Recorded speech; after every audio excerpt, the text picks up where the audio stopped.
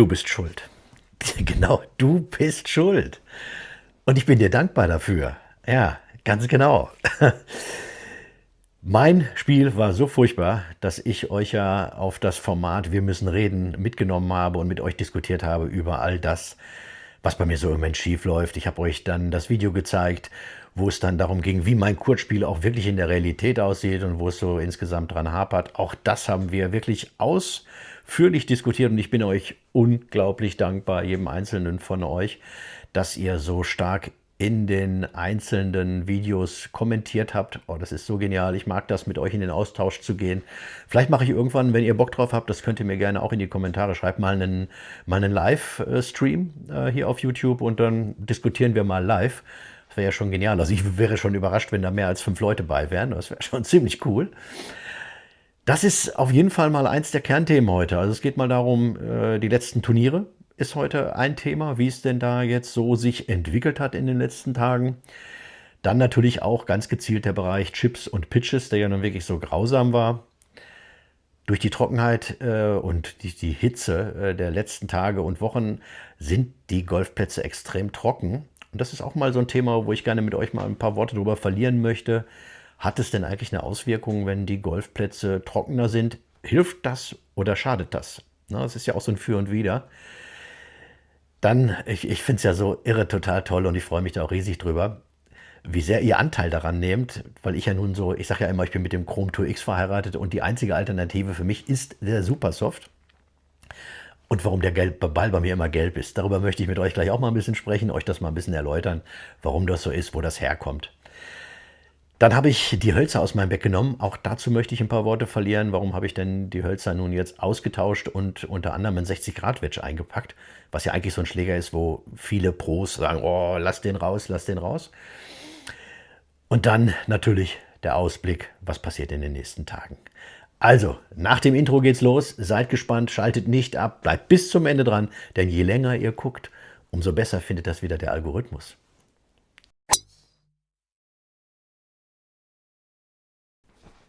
Wow. Ja, kommen wir zum allerersten Thema, die Turniere. Bevor wir in der letzten Woche miteinander in den Austausch gegangen sind, habt ihr ja mitbekommen, auch auf Instagram. Wie gesagt, folgt mir immer bitte unbedingt auf Instagram, weil auf Instagram mache ich tägliche kurze Updates, jeden Tag immer. Ich mache immer Shorts, wenn ich Turniere spiele, davor, dazwischen manchmal, je nach wie der Flight ist. Und natürlich auch am Ende eine kleine Zusammenfassung, ein Fazit. Und ihr bekommt auch immer einen Eindruck, wie der Platzzustand ist und so weiter. Deswegen Instagram, der Hobbygolfer, folgen. Ich würde mich freuen. Ich würde ganz gerne mal die 2000 Abonnenten oder Follower, glaube ich, da heißt es Follower, die 2000 Follower mal knacken. Ich bin hier auf Instagram winzig klein. Winzig klein, mit irgendwie 1600 sind es jetzt, glaube ich. Meine Stärke ist halt der YouTube, aber ich möchte natürlich euch so in diesen Daily Support gerne mitnehmen. Also deswegen auch Instagram so ein bisschen pushen, abonniert, beziehungsweise folgt mir da gerne auch. Dort habe ich auch schon relativ ausführlich dazu Stellung bezogen für die Leute, die dort mir folgen, dass ich total happy bin und glücklich bin. Denn es hat sich gezeigt, dass sobald das Socketieren verschwunden ist, was wiederum auch durch eure Hilfe im Prinzip zustande gekommen ist, da gehen wir gleich im nächsten Kapitel genauer drauf ein, sind sofort die Scores natürlich auch wieder runtergegangen. Es ist ja logisch, ne? Wenn man nicht mehr immer nach links weg socketiert, sondern dann doch den Ball irgendwie zumindest runterkriegt. Auch wenn das mit den Chips und Pitches noch nicht ganz so toll klappt, es klappt aber schon besser. Entsprechend, oder es klappt immer besser, so ist ist die richtige Wortwahl, habe ich im Endeffekt dadurch ein stabileres Ergebnis bekommen. Das heißt, ich spiele wieder unter 100. Also ich hatte jetzt von den ältesten zu den neuesten Ergebnissen eine 91 im Turnier, eine 96, dann eine 90 und jetzt zuletzt eine 99. Das heißt, so im Schnitt ist das mal irgendwo so 94, 95. Und das ist mal schon so, wo ich sage, für das, wo ich herkomme, von 107, 108 am laufenden Band, ist das ziemlich cool. Das heißt, ich habe mich wieder stabilisiert so auf einen Handicap 17, 18, 19. Na, so im Schnitt jetzt mal einfach. Das ist natürlich nicht das, wo ich hin möchte. Ich weiß, wir reden jetzt wieder über das Handicap. Manche von euch sagen, Sven, das ist zu viel mit dem Handicap. Ich definiere mich aber für mich selber halt eben über meine aktuelle Leistung zu meinem Potenzial und das geht nun mal am einfachsten über das Handicap und über die Gesamtzahl der Schläge. Ich rechne niemals Nettopunkte, weil mir das total egal ist, ob ich 34, 38 netto habe. Für mich ist immer die Gesamtschlagzahl entscheidend. Nach Stableford. Wohlgemerkt immer nach Stableford. Also ich rechne immer nach Stableford. Alles das, was ich euch hier erzähle, ist immer Stableford gerechnet. Niemals Zählspiel, denn ich kann Zählspiel in einem normalen Turnier, das Stableford gesetzt ist, nicht spielen. Ich kann mich nicht hinstellen, wenn ich den zweiten Abschlag ins Ausschlage hintereinander und ich mache noch einen dritten und noch einen vierten und der Flight dahinter, der wartet schon fast. Zu Recht hauen mir dann meine Flightpartner was zwischen die Beine und sagen, Sven, spielst du? Wir spielen eine Stableford. Was machst du? Willst du gleich eine 17 aufschreiben oder so? Das passiert so nicht, ist jetzt übertrieben. Aber das ist halt nicht Sinn und Zweck der Übung. Deswegen immer Stableford. Ich habe gemerkt, nach der 91 und auch der 90, das Selbstvertrauen kehrt ein wenig zurück. Ich glaube wieder mehr an mich. Es ist wieder so, dass ich sage, Sven, du kannst schon irgendwie ein bisschen Golf spielen. Das ist nicht ganz so schlimm, wie es sich die letzten Wochen angefühlt hat. Und von daher, ich glaube schon, dass ich jetzt ich hätte fast gesagt, ich bin was Großem auf der Spur. Nein, ich bin natürlich nicht. Aber ich bin, glaube ich, schon auf dem richtigen Weg dahin, mich wieder so dauerhaft so zwischen 90 und 95 im Prinzip auch da so einzupendeln jetzt mal für die Zeit. Und natürlich wächst auch in mir Stück für Stück mehr und mehr die Erkenntnis, dass mir die Saison ein bisschen ausgeht. Ja, ich habe noch einen Golfausflug mit 4 Golftagen, die wir dort als Turnier spielen. Da sind wir mit 8 Leuten und wir spielen ein richtiges Handicap-relevantes Turnier über 4 Tage auf 4 verschiedenen Plätzen, die ich aber alle 4 nicht kenne im Rheinland. Wir spielen das als RPR-Turnier, also das wird wirklich nach knallharten Regeln gespielt. Das ist im Prinzip wie ein richtiges Turnier, nur eben halt nicht mit 30 Leuten, sondern nur mit 8 Leuten, auch richtig mit Preisvergabe. Das machen wir schon ganz oft und ganz häufig. Von daher, das ist immer organisiert von meinem lieben Freund Ralf und er macht das toll und das ist immer richtig schön, das ist eine gute Geschichte. Und da fahren wir halt ins Rheinland. Also das heißt, ich habe da noch Turniere, dann mache ich noch den Abschluss für mich im Welschhof, den Herrenausflug, den mache ich noch mit. Da sind auch noch mal 2 Turniertage drin, die Handicap-relevant sind. Das schon mal noch mal 6 Turniere. Also ich sage mal, ich spiele wahrscheinlich in dieser Saison noch, ich schätze, zwischen 25 und 30 Turniere. Das heißt, da ist noch genug Luft, um mich zu verbessern. Das Ziel 13,5 ist aber nicht mehr realistisch. Das muss man ganz ehrlich so sagen. Und das habe ich auch für mich selber jetzt auch so, ja, definiere ich jetzt auch mal so für mich. Da können jetzt einige still in sich hineinjubeln und sagen, er schafft es wieder nicht. Das ist für mich völlig okay. Ich muss immer mit dem leben, was ich habe. Das sage ich ja auch immer. Eine hätte, Fahrradkette und so weiter. Da bin ich kein Fan von. Dafür kennt ihr mich auch. Ich möchte immer realistisch bleiben dabei. Und das habe ich auch in den letzten 1,5 Jahren wirklich auf harte Weise auch lernen müssen. Aber das ist auch in mir angekommen. Ich gehe davon aus, dass das Maximum, was ich vielleicht noch erreichen könnte, wäre die Wiederherstellung des Starthandicaps von 16,4. Vielleicht ist noch eine 15,9 oder sowas drin. Dafür muss ich aber jetzt weiter trainieren. Ich muss diese Chippen und Pitchen trainieren. Das muss einfach sein. Ansonsten kriege ich das nicht hin. Aber da bin ich auf jeden Fall noch optimistisch. Die 19,5, die da stehen, sind in Wirklichkeit eine 19,6. Ich bin fast wieder aus dem Softcap raus. Das heißt, ich bräuchte jetzt noch ein vernünftiges Ergebnis und in meinem Recordsheet, die Ergebnisse sind noch 22er, 21er drin. Also da ist genug Potenzial, relativ schnell 1, 2 Punkte auch runterzugehen, wenn ich denn den 91 und die 90 wiederholen kann, wo ich durchaus von ausgehe. Dann ist da noch einiges möglich. Also drückt mir da mal die Daumen. Also ich bin auf jeden Fall nach wie vor optimistisch. Die Talsohle ist auch ein Stück weit durch euch durchschritten. Ihr habt mich ja mega überrascht, ne, mit dem, wie ihr auf das kurze Spiel, es ist eine einzige Katastrophe, ich glaube, so hieß das Video. Erstmal, wie zahlreich ihr euch das angeschaut habt. Ich hätte niemals gedacht, dass ich so ein Video, so in dieser Art von Format, dass sich das mehr als 500, 600 Leute angucken. Also ihr habt es angeklickt, ich weiß nicht, ich glaube irgendwie mittlerweile irgendwie 1200 Mal oder sowas. Also dafür kriegt ihr schon mal wieder ganz dicke Daumen hoch. Und wenn euch das hier gefällt, bitte auch gebt mir 1, 2, 3, 4, 5, 6 Daumen, so viele wie ihr könnt und kommentiert weiter fleißig. Das finde ich total toll. Ich mag das, wie gesagt, unheimlich mit euch zu diskutieren, beziehungsweise dieses Ping-Pong, dass man sich gegenseitig da auch so ein bisschen vielleicht Informationen gibt. Ich finde das toll. Das gefällt mir. Ja, das Thema Chips und Pitches War für mich jetzt natürlich in den letzten Tagen absolut ein Schwerpunkt. Ich habe hier auch zu Hause das viel trainiert tatsächlich. Ich habe ja diese Abschlagsmatte und da kann man das ganz gut trainieren. Ich habe sie aber auch mehr ins Gras gelegt. Mein Motion Luber Mini hier auf meinem Garten, der meinen Garten pflegt, möchte ich sagen, der mäht mir den auf 0,4 Millimeter runter. Manchmal habe ich ihn, wenn es so heiß war, habe ich ihn jetzt auf 0,5 gelassen. Das ist so, das sind gute Semi-Verhältnisse. Ne? Das ist schon eigentlich ganz, ganz cool. Da kann man das ganz gut trainieren, so diese nicht so schöne Lage rund ums Grün. Und das habe ich dann auch hier gemacht und bin natürlich diesem Thema Dan Grief nachgegangen. Das habt ihr mir ja an mehrfacher Stelle, also mehrere von euch, haben mir den Tipp gegeben, schau dir das Kurzspiel von Dan Grief an, die Lessons von dem. Habe ich tatsächlich gemacht. Ich folge ihm natürlich jetzt auch. Ich bin einer von einer Viertelmillion Followern bei ihm. Wahnsinn, irre. Aber gut, der Bursche ist halt einfach auch Weltklasse. Das muss man einfach so sagen. Einer der Top 20 Teachers. So bezeichnet er sich ja selber. Ist er auch mit Sicherheit. Also das, was er vermittelt, und das ist das, was ich so bei manch anderen YouTube-Trainern so ein bisschen vermisse. Da bin ich auch mal ganz ehrlich, das ist jetzt keine Kritik, weil mir steht es nicht zu, Pros zu trainieren. Aber eben als jemand, der es sieht, kann ich natürlich sagen, wie wirkt es auf mich. Und ganz häufig habe ich so das Problem auch bei deutschen YouTube-Trainern, die erzählen da was, das verstehe ich als normaler Durchschnittsgolfer aber gar nicht. Ich kann das nicht nachmachen. Na, das ist alles schön und wenn die dann auch von Takeaway und so wegnehmen und so weiter, das ist dann, selbst für mich, der schon hochtechnisch bei solchen Sachen ist, das ist mir zu technisch. Na, und der Dan Grief, der erklärt das auf eine relativ anschauliche, schnelle Weise. Ich verstehe nun relativ gut Englisch durch durch meine Zeit in Australien. Ist mein Englisch relativ gut. Das ist nicht Native Speaking mäßig, aber es ist echt ziemlich gut. Ich komme gut klar, ich verstehe alles und von daher, ich kann das, was er da erzählt, mir wunderbar auch umsetzen und das auch annehmen. Der erklärt das halt toll. Und für mich war ein Gamechanger so ein bisschen die Standposition. Ich habe vollkommen falsch gestanden für diese Art von Kurzspiel.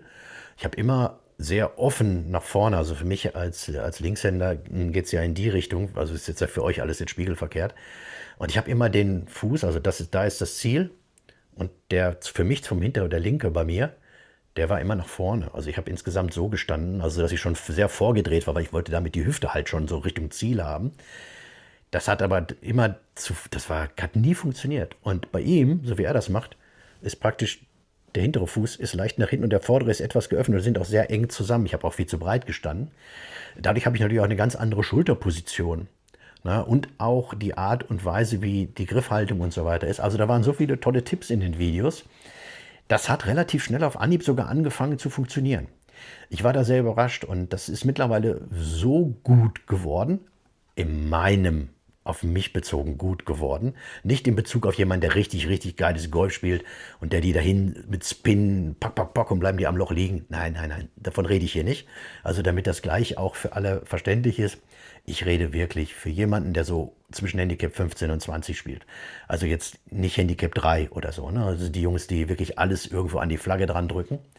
Aber ich bin dadurch in der Lage, weil ich jetzt nicht mehr socketiere. Das Socketieren ist wirklich vollständig weg. Also ich habe jetzt keine einzige Socket in den letzten Runden mehr gehabt. Ich möchte es auch nicht wieder haben, weil das ist der absolut schlimmste Schlag, den man sich als Golfer überhaupt nur vorstellen kann. Also der tut einfach weh. Also ein Socket ist einfach furchtbar. Der haut dich kopfmäßig, also mich, komplett auseinander.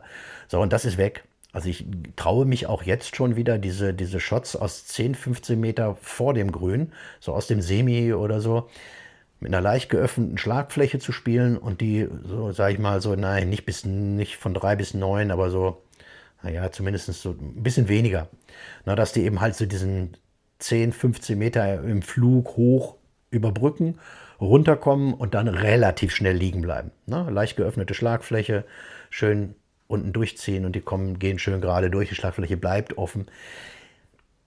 Und ich drehe mich dann auch hin. Ne? Also das habe ich hinbekommen, zumindest so, dass es wiederholbar funktioniert. Also ich habe jetzt eigentlich so gut wie keine Fehlschläge. Ich hatte jetzt bei einem der Turniere mal einen, wenn ich das als Fehlschlag klassifizieren möchte, den habe ich etwas dünn getroffen. Und der ist dann nicht schön hochgegangen, sondern war etwas flach, war aber insgesamt auch nicht weit. Von daher, der blieb trotzdem auf dem Grün liegen. konnte ich trotzdem mitleben. Das Risiko habe ich halt, da habe ich wahrscheinlich ein bisschen zu sehr das Gewicht nach hinten gekippt und bin nicht vorne geblieben und dadurch ist die Leading Edge hochgekommen. Alles gut. Ich bin aber wieder super, super stabil und das ist, wie gesagt, auch dein Verdienst. Du, der mir Kommentare geschrieben hat, mit Tipps gegeben hat. Klar, was natürlich auch Menschen, mit denen ich so täglich mich auf dem Golfplatz umgebe, in meinem Heimatclub, ich spiele im Moment nur in Bad Pyrmont die letzten Wochen, was dort mir dann auch so zurückgespielt wird. Mensch, Sven, ist dir das denn nicht zu viel? Du kriegst doch da so viele Tipps, das müsste dich doch bekloppt machen. Nee, gar nicht. Ich nehme mir schon das raus, von dem ich glaube, dass das für mich sinnvoll ist und probiere das auch aus, wie auch zu Hause hier bei mir, in meinem Office hier. Ich habe da so eine kleine Matte auch und wie gesagt, ich probiere das dann mal. Ich habe so Softbälle und dann probiere ich das auch in der Wohnung mal aus. Ich bin halt golfbekloppt, ne? Wie du wahrscheinlich auch. Sonst würdest du dir das Video hier nämlich nicht angucken. Und da muss ich schon sagen, das hilft. Es geht wieder. Es fängt an, in den Flow wieder reinzukommen. Es ist wieder eine natürliche Bewegung. Ich denke nicht mehr so viel nach. Ne? Das hat mir auch ein guter anderer Freund von zugesagt. Sven, du musst einfach den Kopf ausschalten. Du kannst den Golfschlag nicht kontrollieren. Ich versuche den halt zu kontrollieren. Auch wahr. Ne? Also, Chips und Pitches sind wieder besser.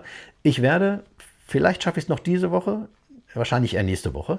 Ich werde Montag oder Dienstag dann wahrscheinlich in der nächsten Woche wieder auf den Kurzplatz gehen. Und ich werde mich ganz bewusst an dieselbe Stelle stellen. Wieder leichte Downhill-Lage, so ein bisschen runter. Denn ich möchte ja das praktisch für euch zeigen, den Progress. Also wie geht es voran? Was hat sich verändert? Steht der anders? Was macht der anders? Also ich werde im Prinzip das Video, die Katastrophe meines Kurzspiels, die werde ich wiederholen. Wir werden das gleiche nochmal machen. Und ich werde dann die alten Schläge gegen die neuen Schläge immer mal so auch abgleichen. Also ich werde immer mal auch das vorherige einblenden, die Sockets und dann so wie es jetzt aussieht, damit ihr auch seht, so hat sich's verändert. Das ist das, was sich jetzt durch diese Community-Diskussionen und diesen Austausch dann da auch da verändert hat. Und deswegen bin ich euch absolut dankbar. Und deswegen, ihr dürft gerne auch auf das Video meiner neuen Lochrunde auf dem zugegebenermaßen extremst trockenen Platz auch da gerne, ich freue mich immer über alles, was ihr an Kommentaren abgebt und so weiter. Ich nehme das auch wirklich an und ernst und ihr wisst, ich versuche wirklich jeden Kommentar zu beantworten. Denn das habt ihr auf jeden Fall im Mindesten verdient, wenn ihr mir etwas schreibt, dass dann ich auch darauf antworte. Eine kleine Anekdote an dieser Stelle, bevor wir zum nächsten Thema kommen. Es gab einen Kommentar, über den musste ich tatsächlich ein bisschen schmunzeln. Das meine ich jetzt nicht böse oder auch nicht irgendwie runtermeinen, also dass man so erniedrigt oder so. Aber ein Kommentar war, es ist ja furchtbar, dass alle Creator würden immer rund um das Loch stehen bleiben und das ganze Loch kaputt treten. Da musste ich schon ein bisschen lachen. Also zum einen, wenn das ernst gemeint ist, also ich kenne jetzt keinen Golfplatz, auf dem 30 Creator spielen, die jeden Tag nacheinander den Platz bevölkern und alle Grüns kaputt laufen und da stehen bleiben und rund ums Loch alles kaputt treten. Ich für mich kann sagen, und ich habe tatsächlich auch das letzte Video, diese neuen Loch mir angeschaut, weil ich das so auch nicht mache, weil ich bin ja auch immer jemand, der relativ schnell wieder vom Grün runtergeht und wenn ich da mal 10, 20 Sekunden stehen bleibe. Auch wenn das für euch vielleicht manchmal so aussieht, auch als Erklärung, als ob die Kamera 30 Zentimeter hinterm Loch steht und ich stehe praktisch, würde mich direkt aufs Loch stellen. Das ist falsch. In der Wirklichkeit steht die Kamera locker 5 Meter hinter dem Loch. Und wenn ich dann mit euch spreche, stehe ich schon mindestens 3 bis 4 Meter vom Loch entfernt. Ich bleibe nie am Loch stehen, ich trete auch nie das Loch kaputt. Ich mache auch keine Lochkanten kaputt, wie manche andere, die die Fahnen nicht rausgezogen kriegen. Also da muss ich uns Creator, also so die ich auch gucke und kenne, mal in Schutz nehmen. Also dass wir jetzt Grüns kaputt machen, Grüns kaputt treten, habe ich so noch nicht erlebt. Habt ihr es vielleicht erlebt? Ich meine, wie gesagt, ich kenne sowieso keinen Golfplatz, auf dem irgendwie mehr als ein oder, also wenn es 2 sind, sind es schon viele. Also die wirklich dauerhaft so ganze Runden drehen, so wie ich jetzt das mache, mal zwischendurch. Das gibt es doch so oft gar nicht. Also, wenn es doch so ist, gerne kommentiert das auch und sagt mir da mal eure Meinung zu. Ich fand diesen Kommentar sehr interessant. Für mich ich nehme das aber, ich kann es auf mich nicht, ich nehme es nicht an. Auf mich beziehen kann ich das nicht, weil ich bemühe mich immer, das Grün relativ schnell zu verlassen. Und ihr wisst auch, ich mache meine Pitchmarken und meine Divots und alles Mögliche immer weg. Ich hake die Bunker ordentlich. Also ich bin da schon jemand, der da sehr darauf achtet. Ich bin aber auch nicht frei von Fehl und Tadel und ich vergesse bestimmt auch meine Pitchmark wegzumachen auf dem Grün. Dafür mache ich aber pro Runde wahrscheinlich 35 Stück weg. Also von daher, das wollte ich doch nur noch mal schnell gesagt haben. Tja, das Thema Hitze, Sonne, trockene Plätze, das ist ein sehr spannendes Thema. Ich halte mich da jetzt aber mal mit dem zurück, warum das alles so ist, weil ich habe da eine Meinung zu, aber ihr wisst, ich bin auf diesem Kanal hier sehr, sehr unpolitisch und möchte da auch nichts weiter zu sagen. Ich genieße den Sommer. Ich mag es, wenn es warm ist. Als ich ein Kind war, haben die Nachrichten von heißen Tagen gesprochen, von viel Spaß im Freibad. Heute geraten wir alle sehr in Panik. Wie gesagt, das tue ich nicht. Mehr möchte ich dazu aber auch nicht sagen. Im Moment haben wir eine Phase, wo es mal wieder sehr lange trocken war und die Plätze alle sehr hart sind. Ich höre dann immer wieder von manchen Leuten, dass sie das total toll finden, wenn die Plätze so hart sind. Ja, kann ich alles verstehen. Also gerade die Short-Hitter natürlich. Also wenn jemand mit dem Driver nur 150 Meter schlägt und das Eisen 5 nur 120 Meter lang ist, dann freut er sich natürlich jetzt, weil durch die knüppelharten Plätze spielt dieser Mensch, dieser Golfer plötzlich 4, 5 Handicap-Punkte besser, als er eigentlich ist, weil der Platz sich für ihn, der spielt sich auf 18 Loch gesehen, wahrscheinlich 600 Meter kürzer.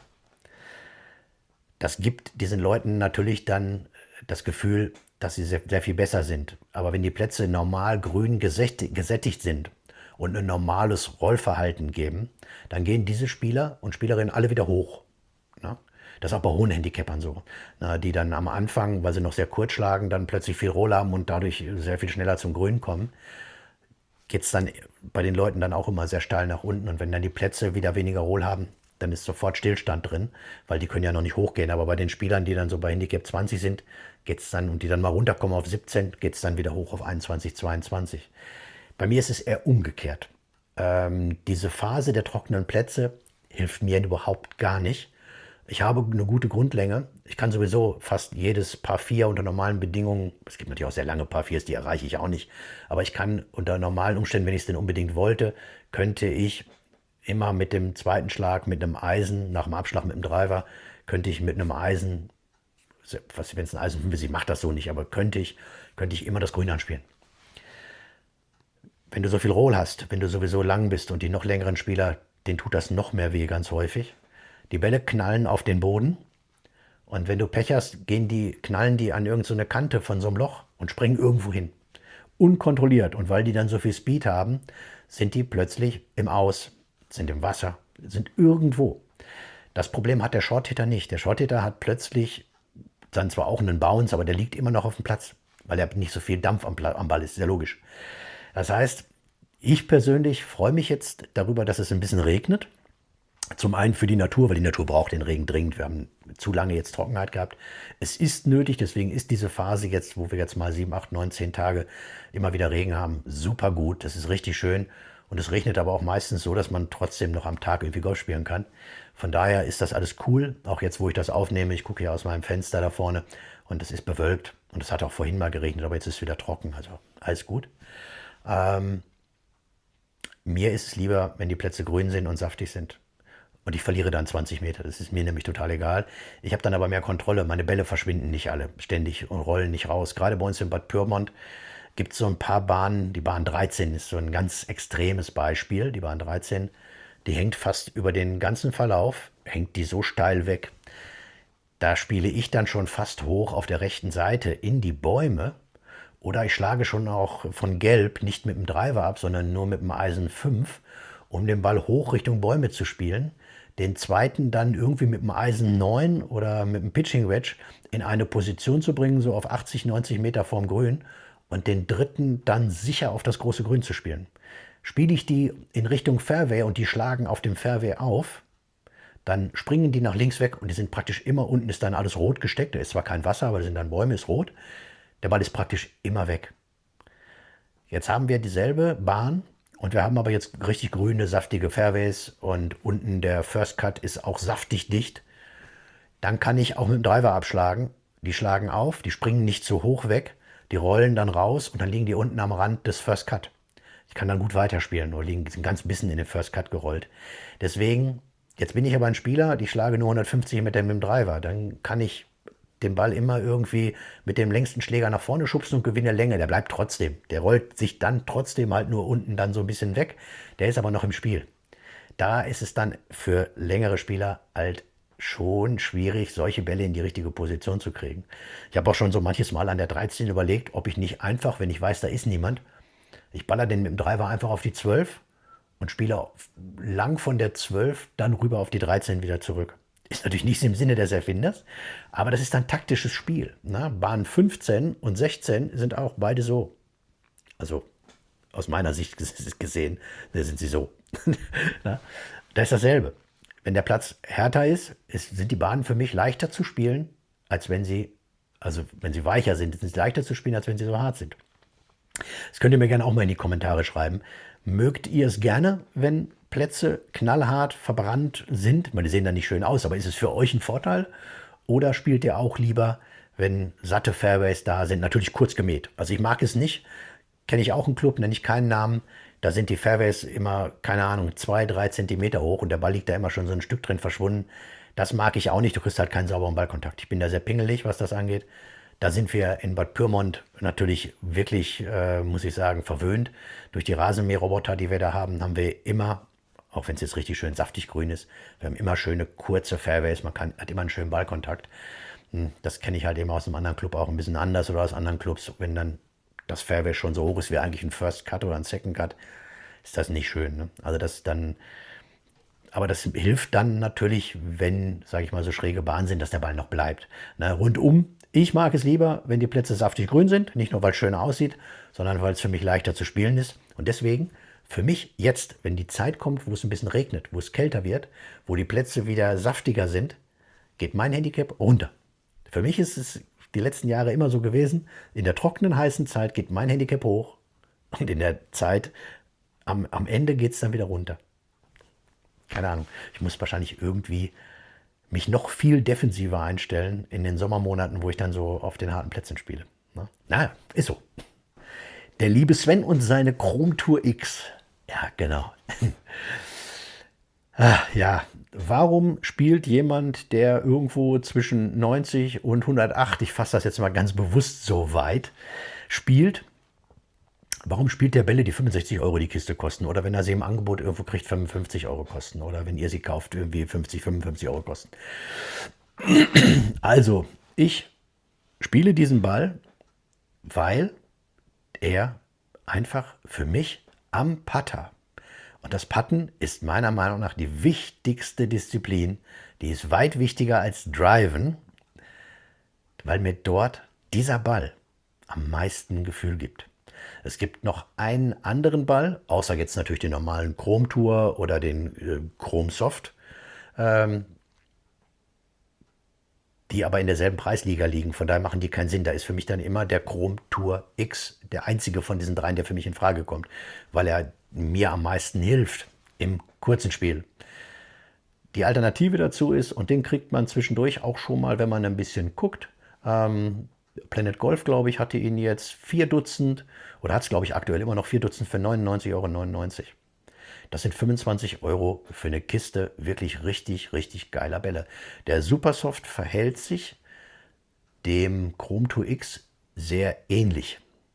Natürlich ist er es gibt nicht ganz so viel Spin, das ist halt schon eine andere Hülle, das ist halt schon ein anderes Ballkonzept, aber er ist grundsätzlich für mich vom Gefühl her sehr ähnlich. Das heißt, die Ergebnisse, die ich damit produzieren kann, die sind dem Chrome Tour X ähnlich. Und ich habe jetzt für mich mal beschlossen, dass ich jetzt mal auf den Supersoft wechsle, weil der für mich auch sehr gut ist. Ich hatte jetzt noch ein paar weiße Bälle davon. Ich kann mit weißen Bällen aber nicht spielen.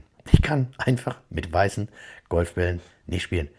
Da gibt es auch wissenschaftliche Abhandlungen tatsächlich drüber, dass gelbe Bälle werden vom Kopf, vom Gehirn größer wahrgenommen. Das ist eine andere Wahrnehmung, also eine andere Distanzwahrnehmung. Ein gelber Ball, deswegen ist es auch nicht anzuraten, Leute, macht das nicht. Spielt nicht verschiedenfarbige Bälle. Golf besteht aus so vielen kleinen Nuancen. Dein Gehirn hat eine andere Wahrnehmung für verschiedene Farbgebungen bei Bällen. Macht das nicht. Spielt, wenn ihr weiße Bälle spielt, dann spielt halt immer weiße Bälle. Aber spielt nicht mal einen pinken Ball, mal einen blauen Ball, mal einen grünen Ball, mal einen weißen Ball. Und ich bin auch kein großer Fan von diesen Bällen. Die gibt es von einer anderen Marke. Ich nenne immer keine anderen Marken namentlich. Die haben so einen riesengroßen blauen, roten Streifen und so weiter. Das ist ein Brainfucker. Das macht dich gaga. Das sieht zwar total cool aus, das ist aber nicht cool. Das ist wirklich nicht cool. Na, weil der Ball dadurch, der kriegt für deinen Kopf, für dein Gehirn, kriegt ja eine völlig verzogene Wirkung. Das ist total crazy. Macht das alles nicht. Spielt ordentliche Bälle. So, warum spiele ich gelbe Bälle? Gelbe Bälle erzeugen für mich eine Abgrenzung zu den anderen Spielern. Ich habe, für mich ist das so, wenn ich schlage einen Ball und der liegt vielleicht im First Cut und ich kann sofort aus der Entfernung erkennen, wenn noch ein, zwei andere Bälle da irgendwo in der Nähe liegen, welcher meiner ist. Das ist für mich kopfmäßig, mental einfach wichtig. Ich kann meinen Ball immer identifizieren. Und auch wenn ich Golf spiele, die meisten Leute im Golfclub wissen, Gott, ich spiele Chrome Tour X, wenn irgendwo ein Chrome Tour X liegt, weil die Bahnen auch ein bisschen hängen in Bad Pyrmont, keiner hebt meinen Chrome Tour X auf. Den lassen die alle liegen, weil sie wissen, den Ball, das wird bestimmt, irgendwo ist der Hobbygolfer. Der wird von hier irgendwo sein, der ist so im Turnier dabei, den Ball lasse ich liegen. Jetzt hängen so Bahnen, man sieht niemanden und da liegt jetzt irgendein, keine Ahnung, irgendein Ball einer anderen Marke, der wird schon mal einfach aufgehoben. Ich schütze mich selber ein Stück weit damit. Und sie sind für mich vom Auge dominanter. Also ich kann mich besser auf diesen Ball konzentrieren. Mag sich wieder für manche von euch komplett blöd anhören, könnt ihr mir gerne auch was dazu schreiben, freue ich mich auch drüber. Ich habe jetzt ein Turnier mit weißen Bällen gespielt, beziehungsweise zwei sogar. Das funktioniert nicht. Ich toppe die Dinger, ich kann die nicht treffen, ich kann die nicht spielen.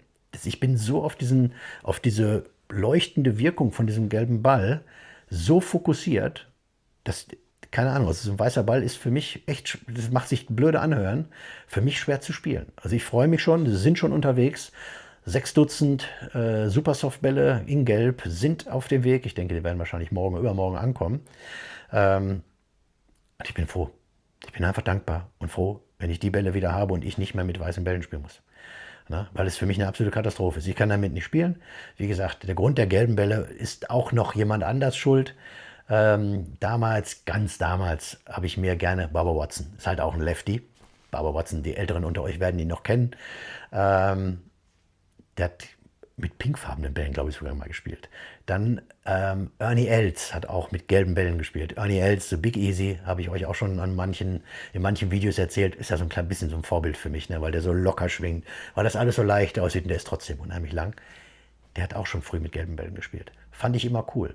Ich bin sowieso immer gerne ein bisschen anders als die Masse bei solchen Sachen. Und von daher, die gelben Bälle sind halt auch mein Markenzeichen ein Stück weit. Und jetzt so mit den weißen Bällen, wie gesagt, es funktioniert für mich nicht. Ich verliere dadurch Schläge auf dem Platz. Der Mensch ist ein Gewohnheitstier und du hast halt deine Ausstattung, deinen Rhythmus, du hast deine Shot-Routine und für mich gehört dieser gelbe Ball da einfach zu. Ne? Ich weiß, es kann sein, dass ich morgen das Turnier, wenn ich Pech habe, dann auch noch mit weißen Bällen spielen muss.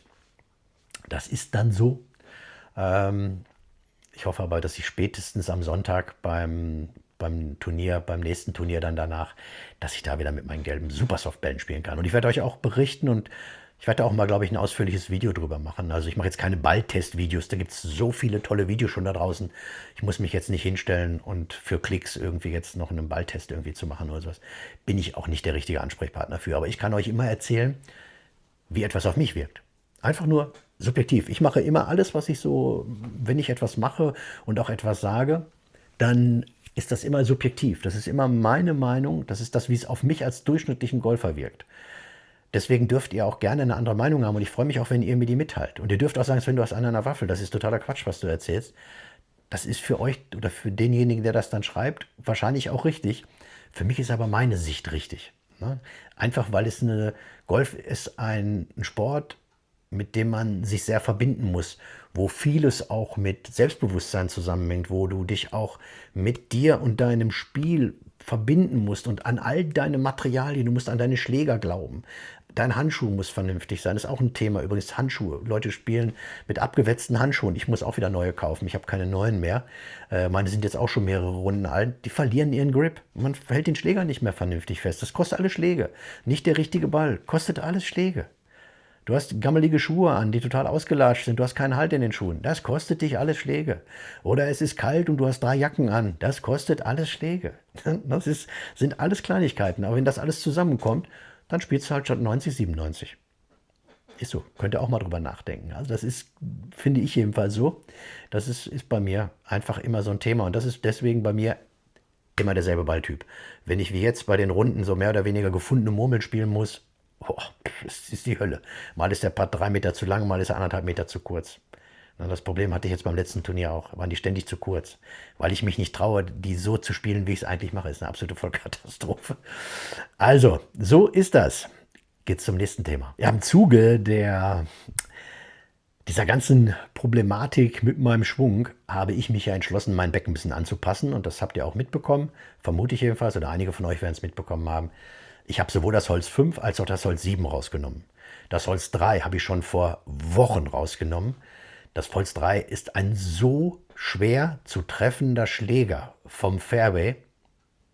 Also ich kann das Ding nicht regelmäßig so bedienen, dass der mir nützlich ist. Der kostet mich Schläger. Der kostet mich Schläge. Das ist schlicht und ergreifend der Nutzen, weil ich den einmal vom Fairway so super treffe, dass der dann mit Roll, wir sprechen immer mit Roll bei solchen Schlägern, nicht vom Carry, sondern da, wo er dann liegen geblieben ist, wenn er dann mal 200 oder 210 Meter lang ist, Leute, ich habe nichts davon, weil die anderen 9 von 10 entweder nur 110 Meter lang waren oder links oder rechts irgendwo in der Pampa waren, habe ich überhaupt nichts davon. Und genau aus dem Grunde habe ich mich auch entschlossen, weil ich ja das Hybrid 3 drin habe. Das habe ich vorher als Hybrid 4 gespielt, von 19 auf 21 Grad hochgedreht. Das spiele ich jetzt wieder auf 19 Grad runter. Das ist jetzt wieder Standard, komplett auf neutral Standard gestellt. Am Opti-Hosel unten, also komplett Standard. Spiele ich jetzt als Hybrid 3 mit dann 19 Grad und habe mich entschlossen, die Hölzer rauszupacken. Im Moment spiele ich, wenn ich es jetzt richtig im Kopf habe, mit, glaube sogar nur 13 Schlägern. Denn ich habe nur unten das 60 Grad Wedge reingepackt dafür. Ansonsten ist alles geblieben. Mir geht es damit gut. Ich habe Tage, wo ich auch sogar den Driver vom Tee nicht treffe. Das heißt, dann nehme ich sogar den Driver nicht und dann spiele ich sogar wirklich alles nur mit Eisen.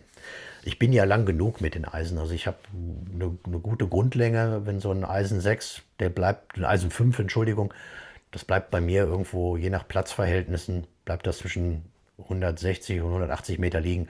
Bewusst sage ich, je Platzverhältnisse, wenn der Platz nass ist, dann bleibt es fast liegen da, wo es Carry runtergekommen ist. Und wenn die Plätze so hart sind wie jetzt, dann rollt es halt noch 20 Meter. Ne? Also die echte Länge, wenn man sie denn so messen will, ist wahrscheinlich 160 Meter oder sowas, würde ich vermuten. Das ist lang genug für Handicap 15. Wenn regelmäßig der Ball immer wieder auf dem Fairway landet und mit Roll dann halt 160, 170 Meter lang ist, beim Eisen 5 reicht das völlig aus. Ich kann, Entschuldigung, ich kann die Eisen einfach besser treffen als die Hölzer. Ich treffe sie nicht so gut und ich mag halt diese Fehleranfälligkeit aus meinem Spiel nehmen. Und je mehr ich die rausnehmen kann, umso konstanter spiele ich geradeaus und umso konstanter spiele ich auch gute Scores, weil ich seltener im Bunker lande, weil ich seltener irgendwo links und rechts hinter den Bäumen versteckt liege. Das bringt einfach bessere Ergebnisse mit sich und deswegen habe ich mich auch wirklich entschlossen, ich lasse die Hölzer jetzt auch für komplett dieses Jahr raus. Ich brauche sie schlicht und ergreifend nicht. Also für den Transport von der T-Box, der Driver, der ist absolut lang genug bei mir. Der ist zwischen 200 und 230 Meter lang. Reicht mir völlig aus. Ich spiele die ja mittlerweile alle mit dem reduzierten Schwung.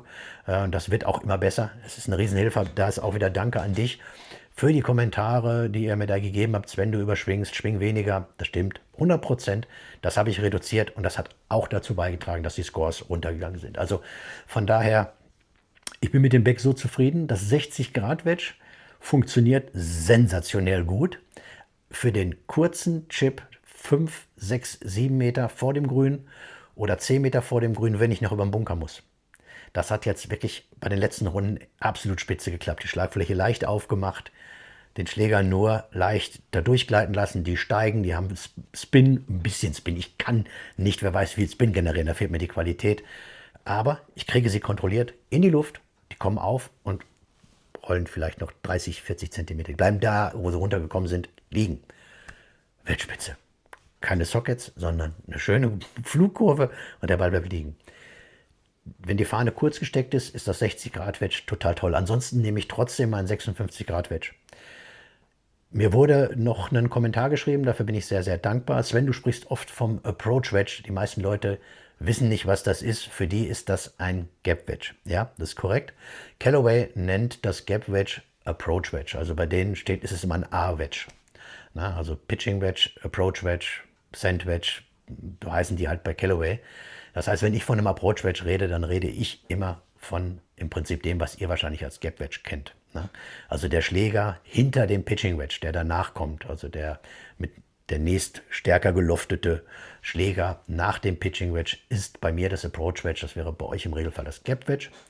Ich spiele dahinter dann ein 52 Grad Wedge, das ist ein Opus Wedge von Callaway. Und dann das 56 Grad Wedge, was ich im Sand fast immer spiele, das ist ein Full Toe Wedge mit kompletten Grooves. Ich blende euch das auch immer hier links, rechts ein, die Schläger. Weil dadurch, wenn ich die Schlagfläche im Sand sehr aufmache und ich treffe den vielleicht ein bisschen zu weit vorne, habe ich trotzdem vorne auch noch Grooves. Deswegen sind diese Full-Toe-Schläger wirklich granatenstark und jetzt halt noch das 60 Grad Wedge. Das heißt, ich bin untenrum mit den Wedges beim kurzen Spiel sehr variabel ausgestattet. Das hilft mir. Das hilft mir. Und jetzt funktioniert mein Spiel auch wieder und ich hatte tatsächlich die 90, wo ich die 90 gespielt habe, das möchte ich da auch noch mal kurz erwähnen, die habe ich mit 26 Putts gespielt. Bin ich jetzt der beste Putter der Welt, urplötzlich? Nein, bin ich nicht. Aber mein Chippen und das kurze Pitchen war so gut, dass ich permanent irgendwo auf 80 Zentimeter, 1,20 Meter lag und auch zweimal 3-4 Meter Putts reingefallen sind. Dann spielst du plötzlich 26 Putts, Tourniveau. Jungs, Mädels, ich bin Tour-Putter. Ah, so, nein, bin ich natürlich nicht. Ist ja völliger Quatsch. Bin ich nicht. Ich patte im Durchschnitt und ich habe das ja in meiner M-Scorecard, so heißt ja die App, werde ich auch oft gefragt, die M-Scorecard, blende ich euch hier auch mal ein. Mit der App tracke ich ja immer meine Runden, weil das für mich am wenigsten Ablenkung bedeutet, da eben schnell am Abschlag der nächsten Bahn die 3 Zahlen einzutippen. Insgesamt sind 6 Eingaben, die ich mache. Das geht innerhalb von 10 Sekunden. Das mache ich dann immer, wenn ich am nächsten Abschlag stehe, tippe ich das schnell ein und dann gehe ich in meine Schlagvorbereitung zum Tee-Shot an der nächsten Bahn. Wenn ich noch warte, meistens auf die anderen Spieler, wenn ich nicht der Erste bin, der gleich schlagen muss. Ansonsten mache ich es dann danach. Die errechnet im Jahre 2026 bei den jetzt irgendwie 31 oder 32 Turnieren bei mir ein Putt-Durchschnitt von 34. Das ist im Prinzip für mein Handicap genau das, liege ich irgendwo drin in dem Rahmen. Ich würde aber gerne wieder runterkommen, so auf 31, 30, 31, 32 Schläge. Da war ich auch schon. Das geht aber nur, und darum ist das ja auch so irreführend, wie viel Putts jemand braucht. Man muss dazu immer wissen, wie gut hat der gechippt. Na, wie gut war die Vorbereitung? Man müsste eigentlich wissen, wie viel Putts aus unter 1 Meter hatte der, wie viel Putts aus mehr als 2 Meter, wie viel Putts aus mehr als 5 und mehr als 10 Meter hat er gehabt und was ist daraus resultiert. Also wenn man es denn, das müsste man ein bisschen in die Tiefe runterbrechen, macht bei uns Amateuren aber niemand, weil ja niemand jeden einzelnen Schlag, jeden Putt auf die Länge genau runter trackt. Bei den Profis wird das ja alles getrackt, bis auf den kleinsten Inch runter. Es findet ja nicht statt, der Aufwand ist ja affenartig viel zu groß, geht ja gar nicht, wie willst du das machen? Na, dann müsstest du ja einen Spotter neben dir herlaufen lassen, der da immer irgendwie das irgendwie ausmisst. Das kriegen wir ja nicht geregelt. Von daher sinkt meine Puttquote mit Sicherheit jetzt mit der Verbesserung des kurzen Spiels. Na, und da wünsche ich mir auch, dass das auch wirklich klappt und drückt mir die Daumen, ihr seid auf jeden Fall live dabei. So, als letztes Thema kommt natürlich noch wieder der kleine Ausblick so ein bisschen. Was steht noch in den nächsten Tagen an? Ich spiele im Moment gar nicht mehr im Welthof, in meinem Ex-Club. Das ist jetzt ich glaube, das erste Mal seit 5 oder 6 Wochen, glaube ich, dass ich wieder im Welthof spiele. Oder seit 4, 5 Wochen sind es bestimmt jetzt gewesen. Ich habe jetzt nur noch in meinem Neuenheimer Club in Bad Pyrmont gespielt. Finde ich auch geil da. Also ich bin da wirklich so gerne für alle aus Bad Pyrmont, die hier heute zugeschaut haben bei dem Video. Herzlichen Dank nochmal. Ich sage es zwar schon immer mal wieder, aber es ist so geil. Ich fühle mich so wohl bei euch. Das ist so schön. Mit jedem Turnier, das ich spiele oder jedes Mal, wenn ich am Platz bin, wird das immer ein Stück schöner. Ich fühle mich einfach total wohl. Ich finde auch die Gastronomie so schön. Das Team rund um Simone machen so einen geilen Job. Das ist so genial.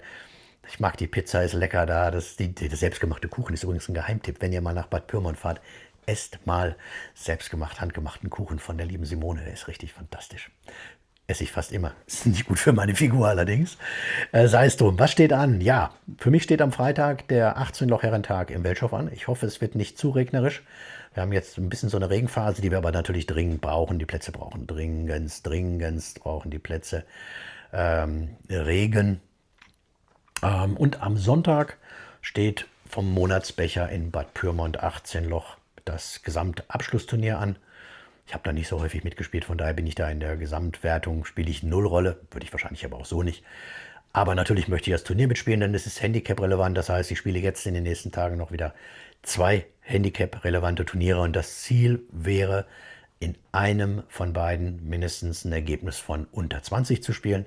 Das würde bedeuten, ich müsste so eine 94 oder sowas spielen.